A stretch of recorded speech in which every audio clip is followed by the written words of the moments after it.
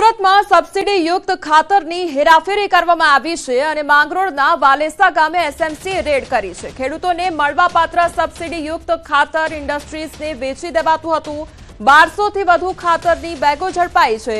તો સરકાર દ્વારા સબસિડી વાળું યુરિયા ખાતર ખેડૂતોને આપવામાં આવે છે, જે યુરિયા ખાતર બરોબર સગેવગે કરવામાં આવી રહ્યું હતું। તો વાલેસા ગામના રોહિતવાસમાં એક ઘરની અંદર બેગો મૂકવામાં આવી હતી અને સ્ટેટ મોનિટરિંગ સેલે એક જયેશ રોહિત નામના શખ્સની ધરપકડ કરી છે। ગરમીને લઈને હવામાન વિભાગ દ્વારા મોટી આગાહી કરવામાં આવી છે। આગામી 48 કલાક ગરમીનું જોર રહેશે અને કચ્છ તેમજ ઉત્તર ગુજરાતમાં હીટવેવની આગાહી કરવામાં આવી છે। તો દરિયાકાંઠા વિસ્તારમાં ગરમ પવન પણ ફૂંકાશે। 48 કલાક બાદ 2 થી 3 ડિગ્રી તાપમાન ઘટશે। તો આગામી સમયમાં 2 થી 3 ડિગ્રી તાપમાન ઘટશે તે પ્રકારની આગાહી કરવામાં આવી છે। આ સાથે ગરમ પવન પણ ફૂંકાઈ શકે છે।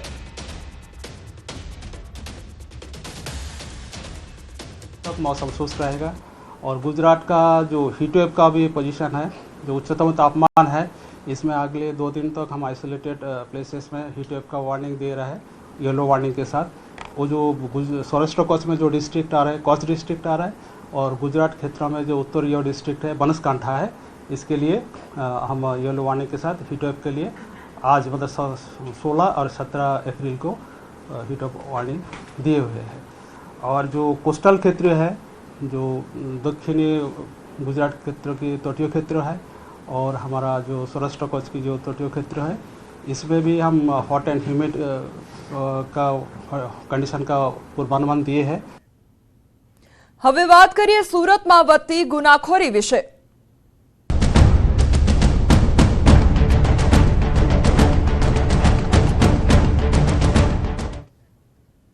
સુરતમાં ગુનાખોરી બેફામ જોવા મળી રહી છે। સુરતમાં પ્રેમ પ્રકરણનો કરુણ અંજામ આવ્યો છે। ડુમસમાં સગીરે યુવકની હત્યા કરી નાખી છે। ગઈકાલે કાપોદ્રામાં રત્ન કલાકારની હત્યા થઈ હતી, ત્યારબાદ ઝપાઝપી અને પોલીસ સાથે ઘર્ષણ સર્જાયું હતું અને ભારે લાગણી જેવી સ્થિતિના દ્રશ્યો પણ સામે આવ્યા હતા।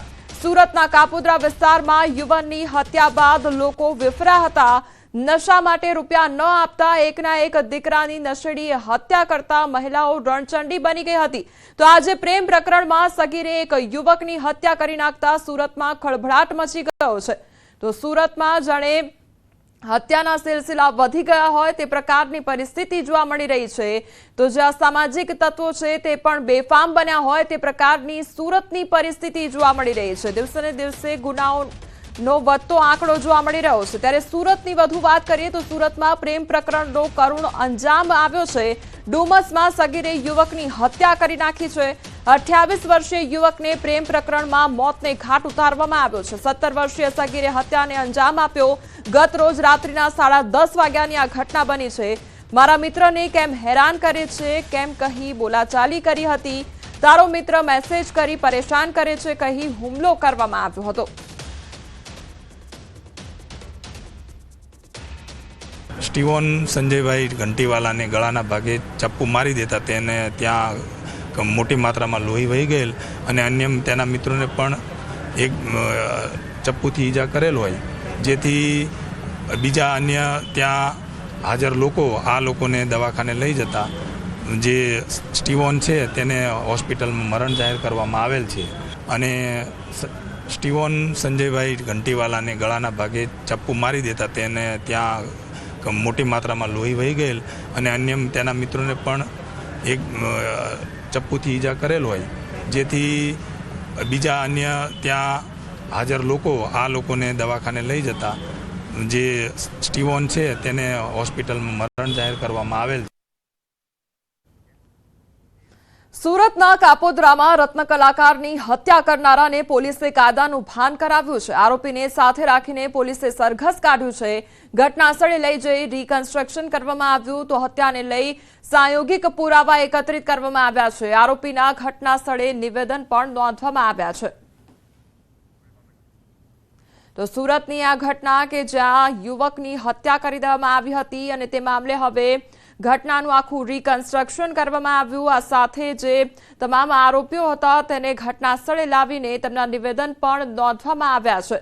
તો આરોપીની આ દુર્દશા જોઈ લો, હવે તમામ લોકોની માફી માંગવામાં આવી રહી છે। પહેલા હત્યા નિપજાવી દેવામાં આવી અને હવે ઘટના સ્થળે લાવીને જ્યારે રિકન્સ્ટ્રક્શન કરવામાં આવ્યું આખી ઘટનાનું, ત્યારબાદ હવે હાથ જોડીને આરોપી માફી માંગી રહ્યો છે।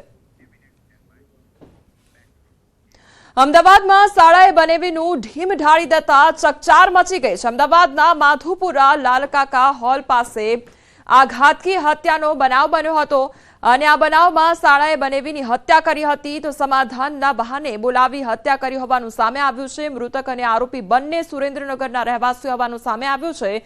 માધુપુરા પોલીસે હત્યાનો ગુનો નોંધ્યો અને આરોપીને ઝડપી વધુ તપાસ શરૂ કરી છે।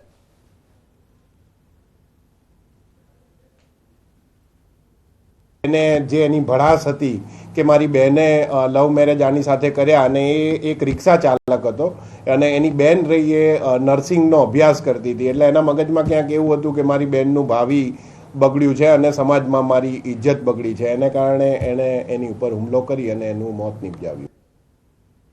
નવસારીમાં ઘરમાંથી મોંઘા ફોનની ચોરી કરવામાં આવી અને વાંસદા ટાઉનમાંથી મોબાઈલ લઈને તસ્કર ફરાર થયો।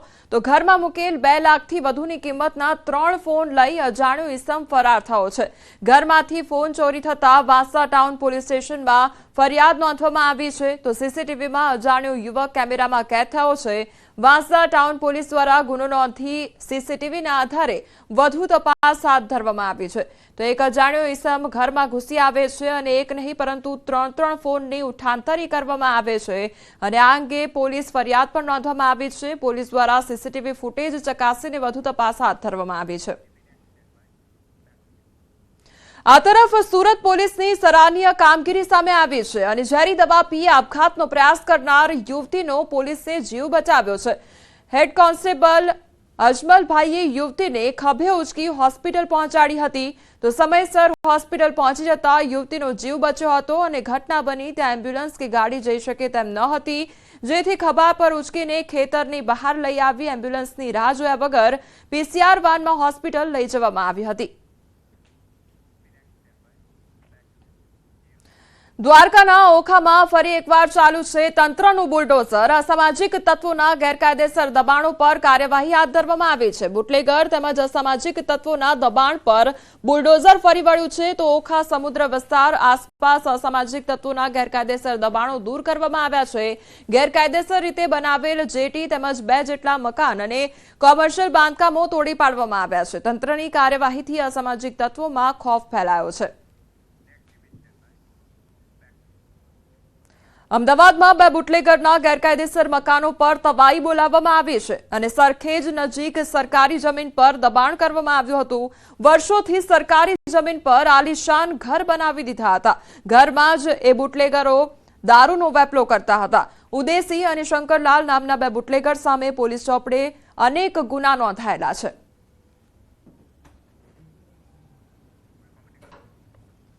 તો અમદાવાદની આ ઘટના કે જ્યાં ગેરકાયદેસર દબાણ દૂર કરવામાં આવ્યું છે અને દાદાનું બુલડોઝર ફરી વળ્યું છે, તો જે બુટલેગરો હતા તેમના દ્વારા આ ઘરમાં જ વેપલો કરવામાં આવી રહ્યો હતો।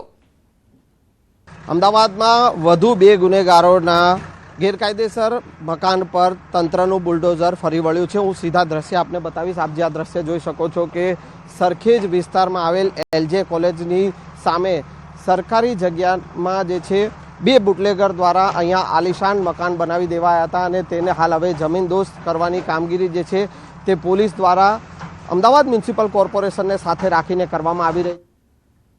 હાલ ઋષિકેશ પટેલ દ્વારા પ્રેસ કોન્ફરન્સ કરવામાં આવી રહી છે। સીધા ખૂબ મહત્વનો અને ખૂબ ઝડપથી નિર્ણય લેવામાં આવ્યો છે।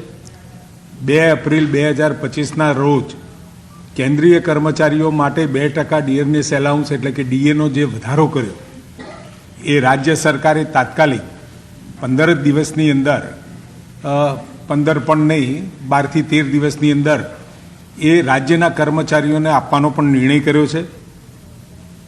અને આ જે ડીએનો જે ડિફરન્સ છે એ ડિફરન્સ આ 1 જાન્યુઆરીથી 31મી માર્ચ સુધીનો એ એપ્રિલના પગારમાં સાથે જ એક જ હપ્તે આપી દેવામાં આવશે। એટલે રાજ્યના તમામ કર્મચારીઓ જે છે એમને લગભગ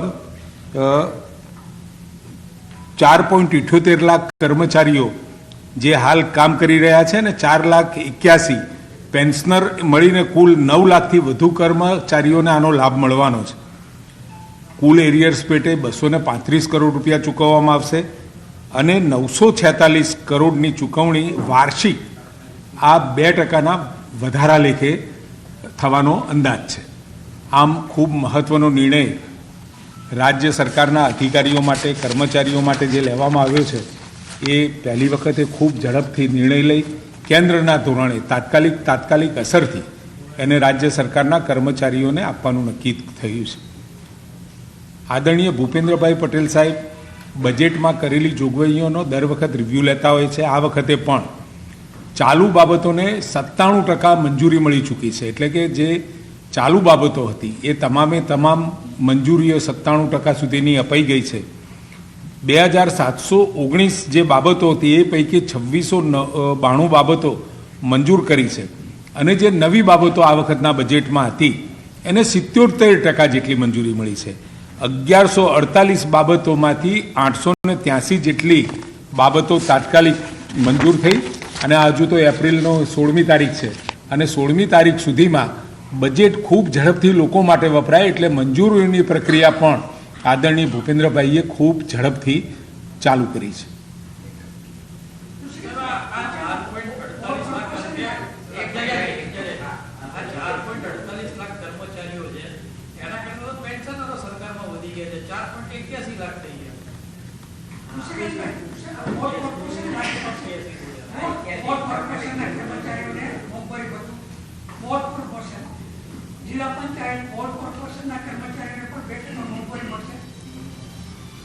આ નિર્ણય એ રાજ્યના કર્મચારીઓ માટેનો છે અને એમાં પણ જે છઠ્ઠું પગાર પંચ છે એ છઠ્ઠા પગાર પંચમાં પણ આને 6% જેટલો એ વધારો ત્યાં મળશે.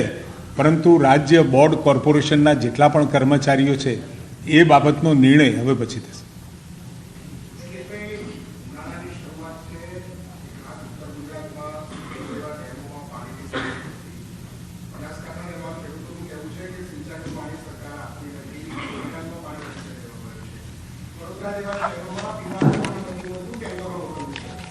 સરકારની પ્રાયોરિટી હંમેશા જ્યારે પણ ઉનાળો આવે અને જ્યારે ગઈ વર્ષે પણ વરસાદની ખૂબ સારી પરિસ્થિતિ હતી અને એ પરિસ્થિતિમાં આખા રાજ્યમાં તમામ ખેડૂતો માટે રવિ પાક માટે સિંચાઈની વ્યવસ્થા સરકારે કરી હતી.